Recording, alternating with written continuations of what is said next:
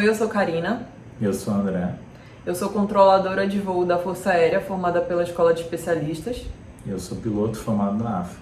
Eu convidei a André aqui para a gente responder algumas perguntas, as perguntas mais frequentes que eu costumo receber por direct e nas caixinhas de perguntas que eu abro no meu Instagram. Ele topou e eu fiz aqui uma seleção. Acho que vai ser bem interessante. Vamos?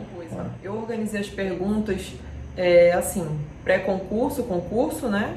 Formação, período de formação e carreira. Vou seguir mais ou menos essa cronologia aí e a gente vai alternar, né, entre uma pergunta e outra. A gente vai fazer umas perguntas pessoais, tá? A gente vai responder umas perguntas pessoais que foram feitas pra gente no Instagram também. Beleza. Como descobriu que queria essa carreira?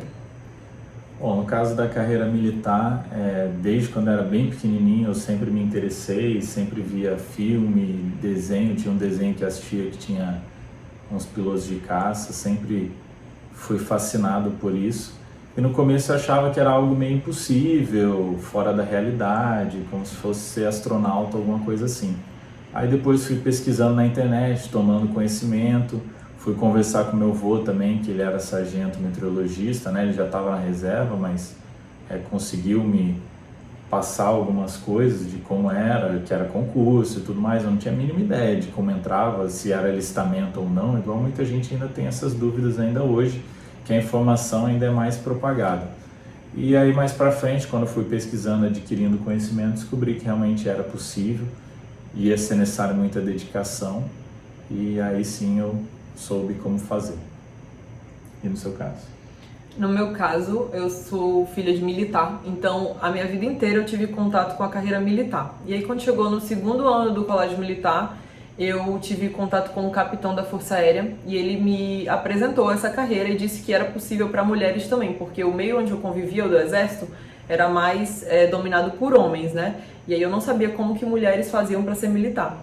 E aí eu descobri que dava para ser militar e descobri também o controle de tráfego aéreo através dele, apesar de ele ser fotointeligência, ele falou muito bem da carreira de controlador de tráfego aéreo e de cara, quando eu tomei conhecimento dessa profissão, eu já me apaixonei.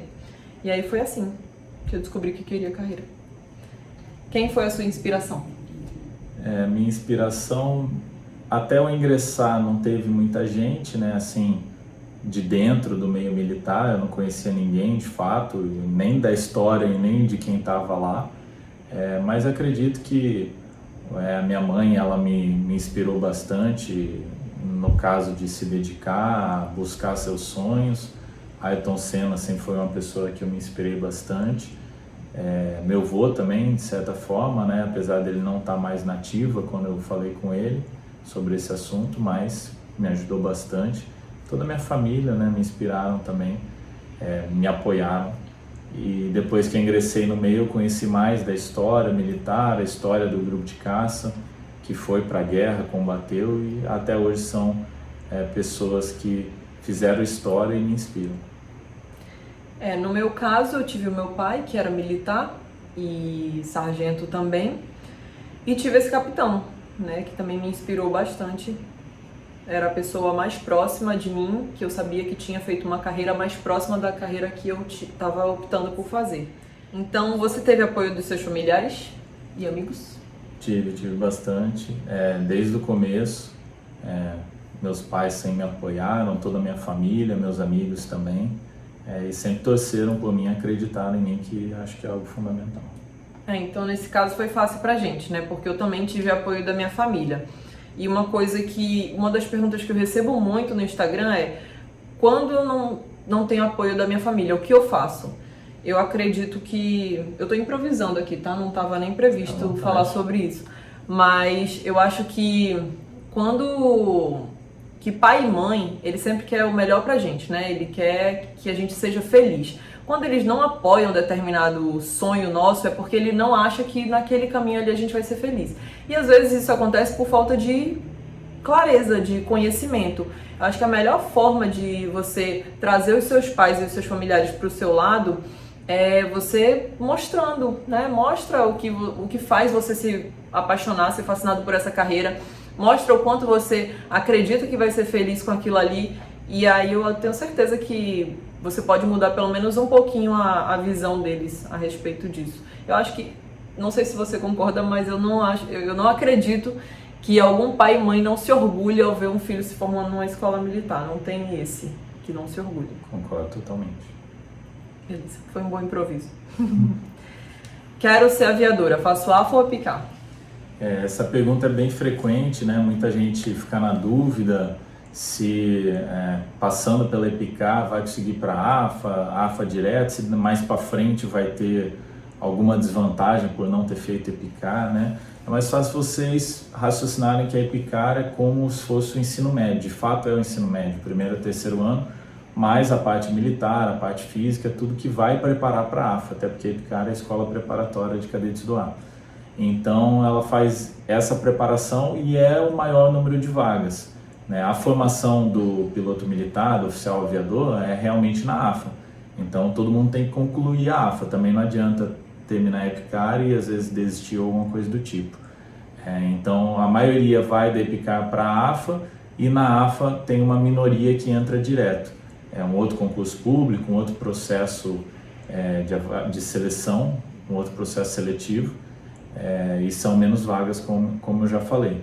Algumas pessoas ficam na dúvida, né? Se eu já estou no segundo, no terceiro ano, se eu fizer EPICAR eu vou voltar, mas a AFA eu já fiz e não consegui entrar, é o que eu sempre falo, né? Se for o seu sonho, se for o que você quer, não interessa se vai demorar 1 ano a mais ou 2 anos, que seja, ou até 3. Se a pessoa está terminando o terceiro ano de ensino médio, vai voltar ao primeiro ano de EPICAR, tem muitos na minha turma que fizeram isso.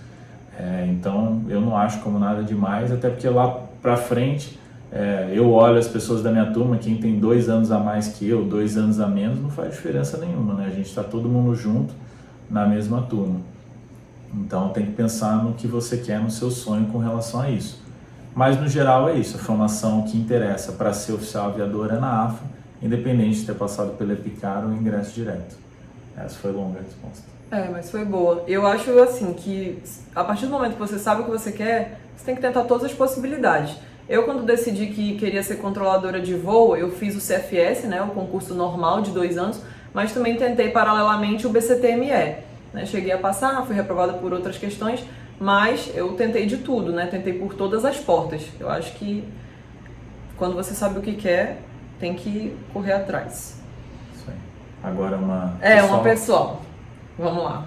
Quantos filhos vocês querem ter? Foi a Cláudia que perguntou. Não vale falar dos bebês pets. Os cachorros. A gente nunca falou sobre número de filhos. Acho que já. Já? 2? Quantos? 2? Um casal?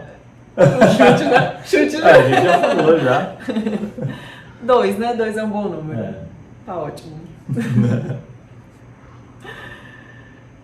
Como você se preparou para o concurso? Rotina de estudo. Nossa, eu recebo muito essa pergunta. Muito. Eu também. E essa é uma pergunta que infelizmente eu não posso ajudar muito. Tanto porque eu não lembro muita coisa, mas porque eu não fiz nenhum cursinho preparatório. Eu acho que ajuda muito quem tiver oportunidade. Na época não tinha nada na internet, assim, tinha que ir pessoal. Eu morava na época no interior de São Paulo, então lá não tinha nenhum. Tinha um, mas eu achei muito fraco. E não era específico para EPICAR AFA, né? Tem alguns que são mais renomados, que SpaceX, EPICAR junto, ou Colégio Naval também, outro que já é outro nível, Escola Naval AFA, outro que é ESA, IEA, então isso aí eu acho que é legal, é importante. No meu caso não tive isso, me organizei nos estudos, que eu acho que independente de fazer cursinho ou não, é interessante você ler tudo do edital, ver exatamente quais são as matérias que caem, né?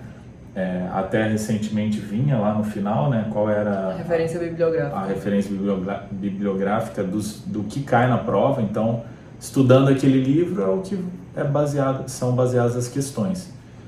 E além disso, o próprio site da FAB disponibiliza as provas dos concursos anteriores. Então, você pelo menos vai saber o nível, né? Óbvio que não vai cair a mesma questão, mas você vai saber o nível de cobrança. O que eu fazia particularmente, eu pegava as matérias que eu sabia que ia cair, que tinha no edital, e ia estudando pelas apostilas da minha escola, pela internet, tudo mais, e aí depois eu pegava, isso aqui é concordância verbal e nominal. Aí ia na prova de português e fazia só as questões daquilo ali dos últimos 3, 4 anos.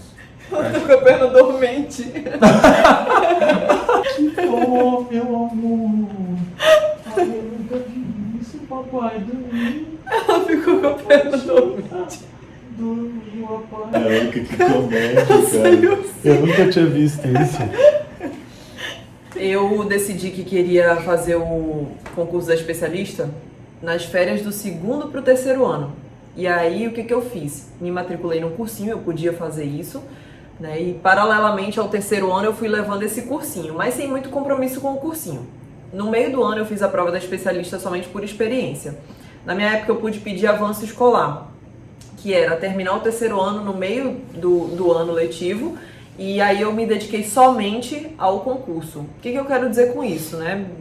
É a minha realidade, pode ser que não se aplique à sua, mas o que eu quis dizer é, eu tive foco, né? A partir do momento que eu decidi que eu queria especialista, eu já me matriculei no cursinho. Quando eu tive a oportunidade de largar o colégio, eu ia ficar vendo física quântica pra quê, se não caía na especialista? Então, larguei o colégio. E aí eu tive foco, porque muitas vezes algumas perguntas vêm assim, você acha que eu devo fazer faculdade ou cursinho? Eu acho que você tem que saber o que você quer. Então, decidiu, vai. E aí eu comecei a me dedicar exclusivamente a especialista. Eu sei que algumas pessoas precisam trabalhar, né? No meu cursinho tinham pessoas que iam direto do trabalho para o cursinho, que passaram também, que foram aprovadas. E por que eu estou dizendo isso? De novo, porque a minha realidade era uma realidade privilegiada, mas não são somente essas pessoas que passam no concurso, tá? E aí o que eu fiz? Me dediquei exclusivamente até o final do ano. Eu respeitei muito as minhas limitações, né? Eu acho que você se conhecer para se preparar para a prova é muito importante. Você saber quais são os seus pontos fracos, quais são as matérias que você vai ter que dar mais atenção, focar nelas. É muito importante você saber o seu horário de melhor rendimento. Por exemplo, não adiantava eu me cobrar acordar 5 horas da manhã para estudar. Não dava certo. Eu tinha que acordar 10 horas da manhã, que era quando eu realmente começava a me sentir disposta. Comia, aí eu ia pro cursinho, ficava lá a tarde inteira estudando. Depois assistia a aula. Quando voltava para casa eu ainda não tinha sono. O que eu ia fazer? Ver televisão? Não, eu ia resolver questão. Eu ia fazer questão de prova. E aí depois eu dormia, né? Eu acho que é difícil chegar para você e dizer assim, estuda desse jeito aqui, faz isso aqui. Acho que o importante é dizer, se conheça, saiba quais são seus pontos fracos, ataque os seus pontos fracos e respeite seus horários, respeite seus horários. Tenha um sono de qualidade, né? Tenha um sono de qualidade, quando tiver acordado, estude. Passou de primeira? Não, foi na segunda. Eu fiz primeiramente a prova para o primeiro ano da EPICAR, aí não passei e eu fiquei sabendo da prova, tudo isso que eu já falei para vocês no começo do vídeo, de como que era, aí conheci e tal. Eu já estava no segundo ano do ensino médio, fiz a prova para o primeiro ano, aí não passei. Ou seja, eu, em vez de ir para o terceiro ano na minha escola, eu iria voltar para o primeiro ano da EPICAR, respondendo já outras perguntas.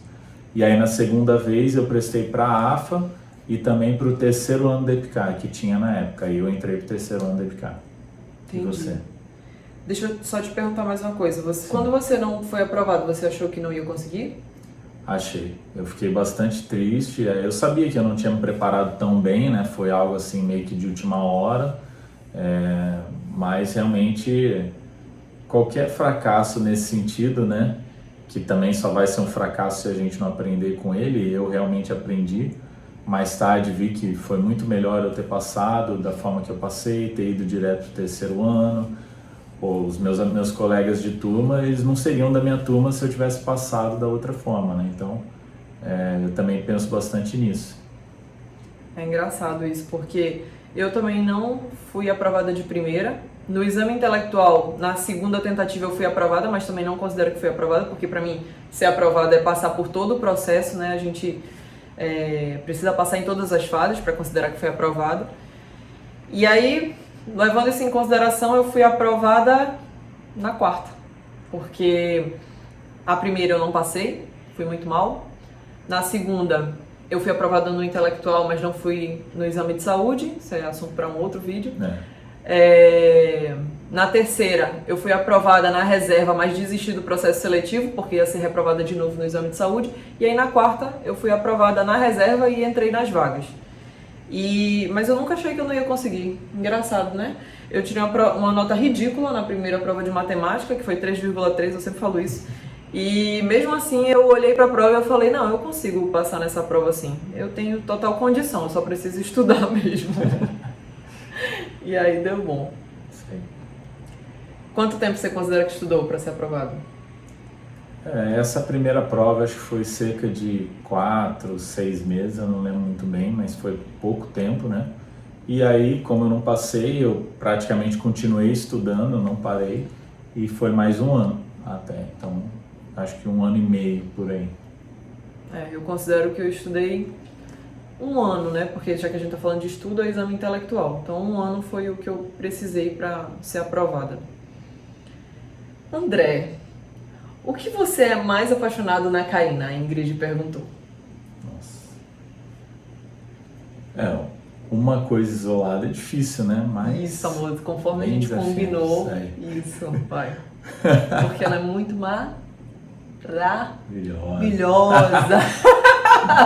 Mas eu acho que se fosse para escolher uma qualidade assim que se destaca muito, e ainda mais no nosso convívio assim entre eu e você, no relacionamento em si, é a forma como é muito fácil de se dar bem com ela.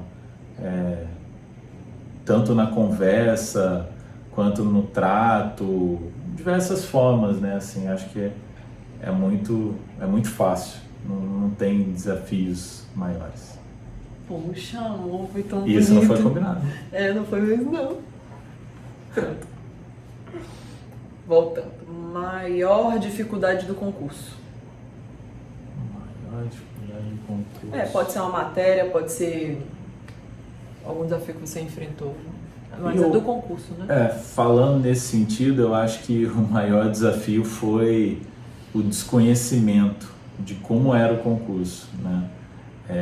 Como eu já falei também anteriormente, né? Eu sou do interior de São Paulo, não conhecia ninguém que fosse fazer a prova. Tinha um amigo meu que queria fazer para a SpaceX, seguir carreira no Exército, era o mais próximo disso, ele foi e passou, a gente passou no mesmo ano junto, foi bem legal isso aí. Mas eu não sabia nada, como que era o processo seletivo, como que ia ser a prova, qual que era o clima, não sabia nada da cobrança, até mesmo quando fosse entrar e tudo mais. Então, para mim, assim, foi um fator de nervosismo a mais, né? Às vezes o pessoal que faz cursinho, que mora em outras cidades maiores, como Rio de Janeiro, São Paulo, outras capitais, já conhece, sempre tem algum conhecido que entrou, ou pelo menos fez a prova, já vai saber como que é, alguma coisa assim. Eu não tinha mínima ideia, né? E aí tudo também tinha desafios maiores. Exame médico, a prova, tinha que viajar para fazer, cada etapa tinha que viajar. Tem muita gente que passa por isso aí também, claro. Mas tudo isso para mim foram mais desafios psicológicos, né? Porque o resto, acho que não tem nada de muito diferente de uma pessoa para outra, né? Tem que estudar bastante, tem que se dedicar. Parte física também treinei bastante. A parte médica, né? No que eu pude, eu fiz algumas consultas para saber se estava tudo ok. O que eu tinha medo que eu poderia não passar, corri atrás para saber, pesquisei, me consultei também. Então, acho assim, isso aí não tem nada demais, mas um desafio maior foi essa novidade que gera ansiedade, gera nervosismo e tudo mais, que a gente vai se preocupando em cada etapa. Minha maior dificuldade foi física. Parecia que eu tinha passado o ensino médio dormindo, porque eu não sabia nada de física. Tive que pegar tudo do básico lá e estudar. O meu concurso da minha turma foi o último que teve química. Química também foi desafiador para mim. Mas acho que foi isso. E a parte física, a corrida, porque eu era bem sedentária mesmo. E aí eu tive que ralar bastante para conseguir. Só fazendo um parênteses quanto a isso, eu não era sedentário, sempre pratiquei esporte e tudo mais, mas nunca fui de correr. Eu não tinha a mínima ideia como que era correr, né? Às vezes quem nunca fez, né? Não, tem que correr tantos metros. Fala, beleza, na volta nesse parque, consigo. Mas vai correr para você ver. Eu lembro que a primeira vez fui correr com meu pai, não tinha a mínima ideia, né? De distância, de ritmo, de nada. Aí corri, aí ele falou, não, você está indo muito rápido. Mas meu pai realmente ele estava indo devagar, mas era porque era para eu me acostumar, pegar o jeito, né? Óbvio que ele não ia me levar para correr no ritmo que era para passar na prova, né? E aí eu falei, não, vamos pai, vamos lá que eu consigo, vai. Comecei a puxar ele, aí com 700 metros eu comecei a andar. Então assim, tudo vai com calma, conhece e depois chega lá e alcança. E como foi a sua preparação para o TAF? Além dessa parte aí correndo com seu pai. O TAF, para quem não sabe, é o teste físico, né, de resistência. O que eu fiz tinha flexão abdominal e corrida. Na época eu já fazia academia, né, comecei a fazer academia há 15 anos. E aí eu levei para o meu professor o edital, obviamente especializado, formado em educação física e tudo mais. Aí ele fez um plano de treinos para mim. Aí sim, eu fazia um treino normal de musculação, mas sempre tinha alguma coisa voltada para flexão abdominal e corrida. E aí eu lembro que quase todo treino tinha corrida, e eu lembro até hoje quando eu consegui correr, não demorou muito, né, mas eu consegui atingir a marca da corrida, até comemorei depois, fiquei bastante feliz, porque no começo, né, nessa corrida aí de 700 metros com meu pai, eu já falei, opa, não é tão fácil quanto eu imaginei, não é igual correr de um lado para o outro dentro de um campo de futebol. A minha preparação da primeira vez que eu fui aprovada foi com o pai de uma amiga minha. Ele levava a gente para um parque lá da... E ele era militar? Não? Ele era militar. Mas assim, ele não corria, mas ele dizia como que a gente tinha que correr, ele dizia como que a gente tinha que executar a flexão, os abdominais. Ele era muito legal. E aí... ele vibrava muito, né? Vamos, não sei o que, não deixava a gente desanimar. Milicão, né? E aí foi assim que eu me preparei a primeira vez. E na segunda, eu já estava um pouquinho melhor e eu entrei numa academia, porque eu também precisava ganhar peso, né? Eu entrei numa academia e pronto. E fazia umas corridas, já fazia umas flexões, estava tranquilo. Eu acho que é importante você também se conhecer nesse sentido, porque assim... Eu arrisquei, né? Eu só estudei para o exame intelectual. Depois que eu passei, foi que eu comecei a correr atrás do físico. Mas assim, eu não estava acima do peso, estava abaixo, mas tudo bem.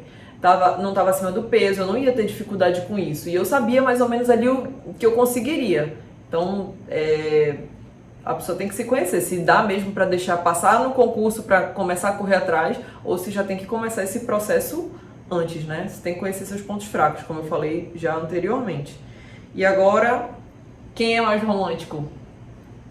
Pode falar. Que... Ah, não. Ah, tá. É pra falar a verdade. É pra falar a verdade. Eu sou mais romântica, sou muito romântica. E a mais humilde também. Não, mas eu não sou muito romântica. Você é romântico, mas eu sou muito mais. Sim. A pergunta é o mais, né? É o mais. Né? Quem é romântico? Quem é a mais romântica? Ganhou, né? Vou fazer mais uma. Deixa eu ver aqui. Uma que tu pediu. E quem perguntou da mais romântica foi Sarinha Angels. Foi quem perguntou. E uma de João. João segue muita gente, viu? Ele é lá de Sorocaba. Sim. Quem tem mais frescurinha pra comer? Ganhou de novo. Karina, se tiver um pedacinho de ovo, da casca do ovo, já era. Mas isso é muito nojento. Eu tenho certeza que a maioria das pessoas vão concordar, vão colocar nos comentários. Casca de ovo é nojento, né? Não é nojento, mas se incomoda tanto assim, é só tirar e pronto. Cara, você tá lá comendo... Pra ela não, já muda tudo, fica... Tá bom, não vamos falar muito, senão eu vou começar... Eu fingi que ia comer a casca de ovo hoje, ela já ficou maluca. Já. Não, mas você tá lá comendo ovo numa boa, daqui a pouco você escuta crack na sua boca. Nossa, você sabe que aquela parte ali passou onde? Né? Tu não pensa nisso? Não. É sujo. Ovo não é lavado, não. Ovo não é lavado, não. Aí você vai e come ali o crack.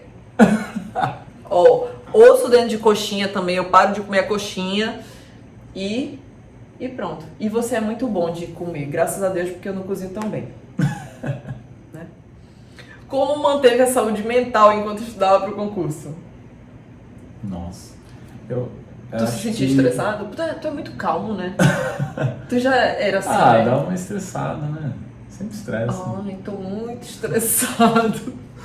Não, eu acho que uma coisa importante, isso aí é para qualquer fase da carreira, né? É sempre o equilíbrio. Então, eu nunca abdiquei das coisas que eu gosto de fazer. Óbvio que muita coisa, assim, não é falar que eu não abdiquei, né? Mas eu soube escolher o que era importante para mim, né?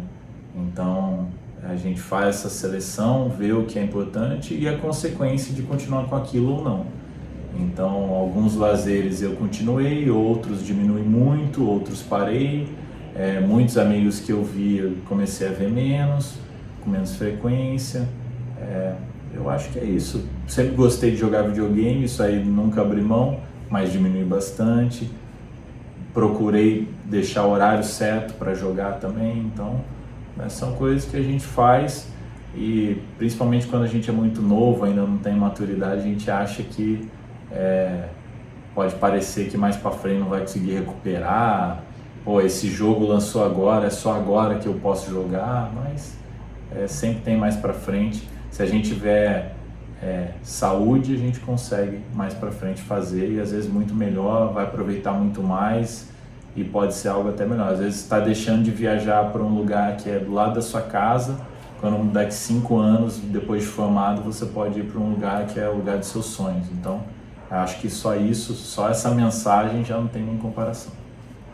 Uma coisa que eu pensei agora que pode ajudar a tornar a jornada um pouco mais tranquila é você se manter perto de pessoas que estão com o mesmo objetivo que você. Com certeza. Ainda que você não possa fazer isso pessoalmente hoje, ainda mais na pandemia, mas você pode fazer virtualmente, né? Tá ali dividindo a sua experiência. Grupo de WhatsApp. Exatamente. Existem muitos grupos, né, de pessoas com o mesmo objetivo, com concursos militares e tudo mais.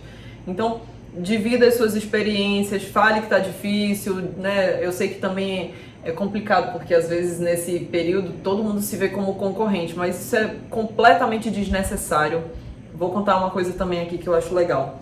Quando eu estava no meu processo de preparação, que eu já tinha passado na primeira prova, eu não estava mais duvidando que eu conseguiria, eu estava esperando a próxima prova só para passar, bem confiante, e aí uma coisa que eu fazia muito era ir pro meu cursinho.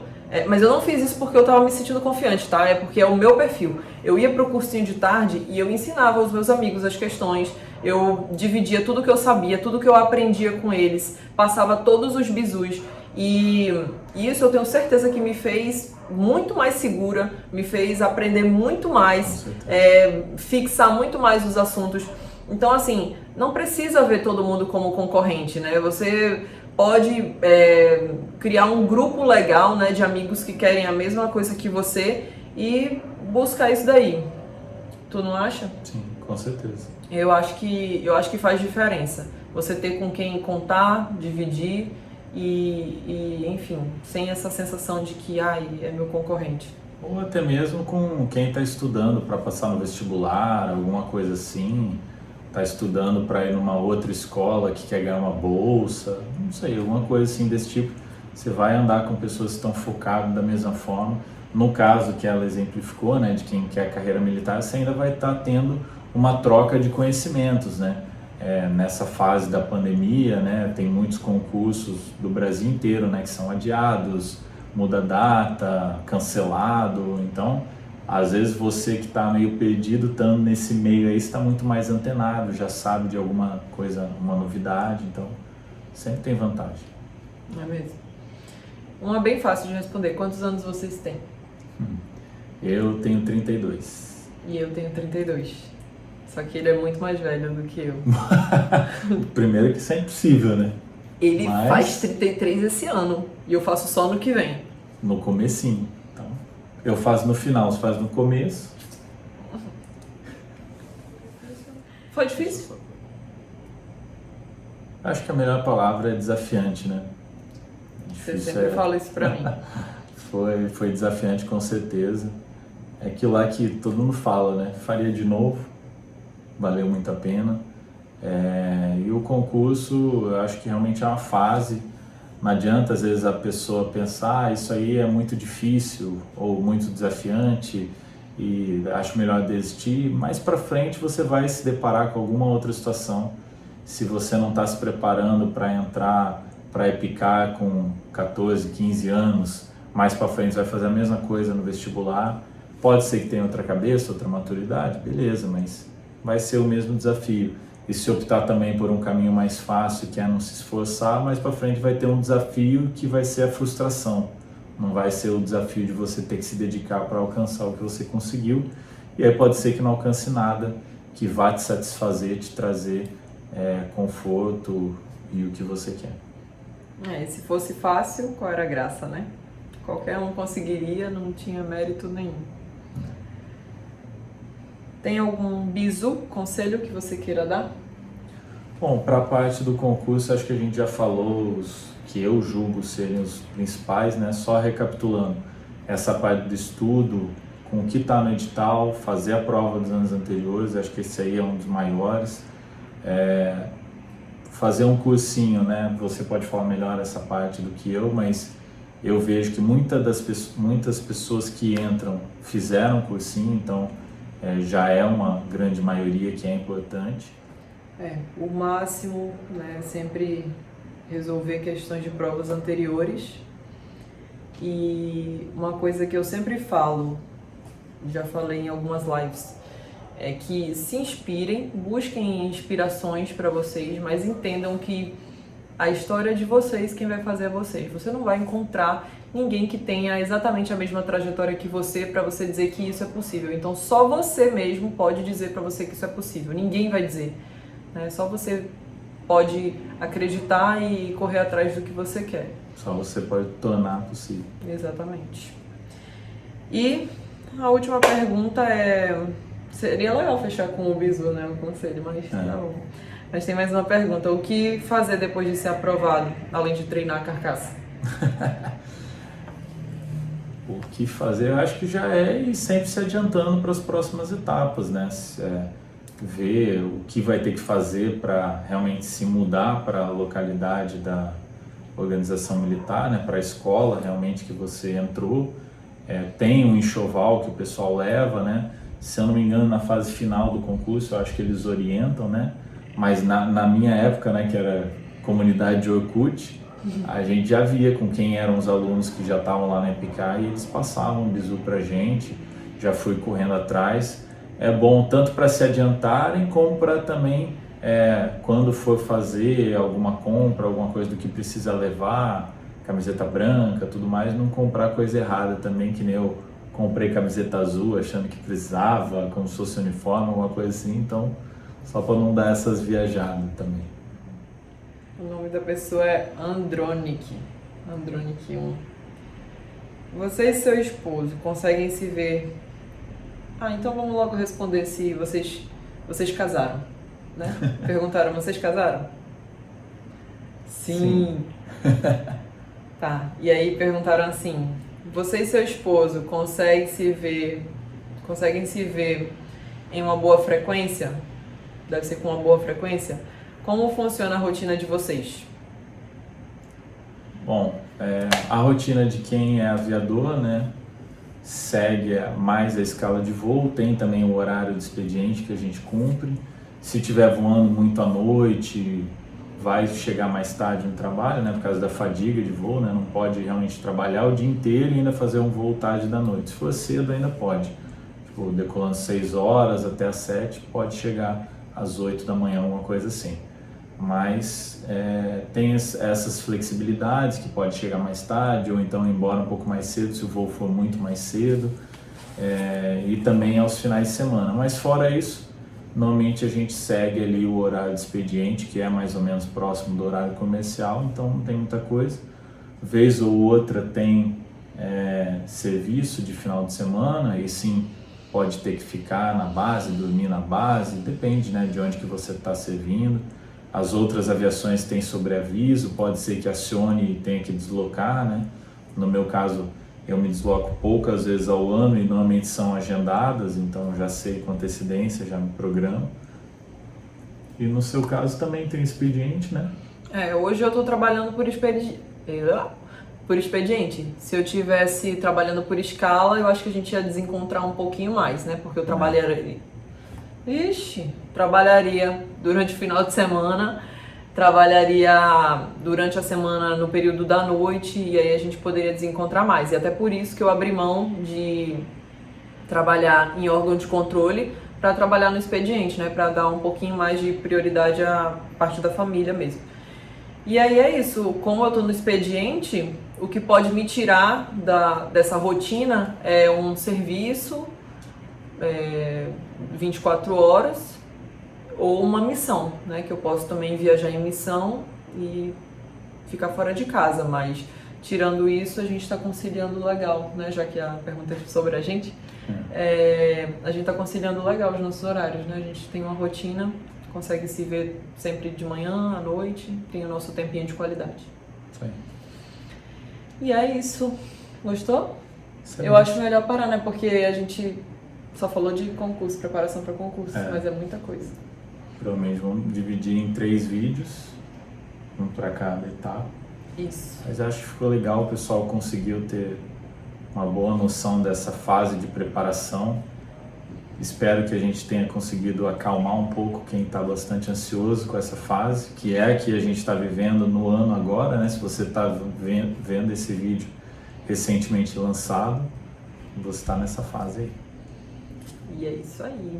Obrigada por topar fazer esse vídeo aí comigo. Imagina, um prazer. Foi ótimo. Então, é isso. Curtam aí. Calma, que tem que saber falar essas coisas. Se inscrevam no canal, curtam o vídeo e o que mais? E vejam os próximos. Isso, e vejam os próximos, isso. Tá? Muito obrigada. Tchau.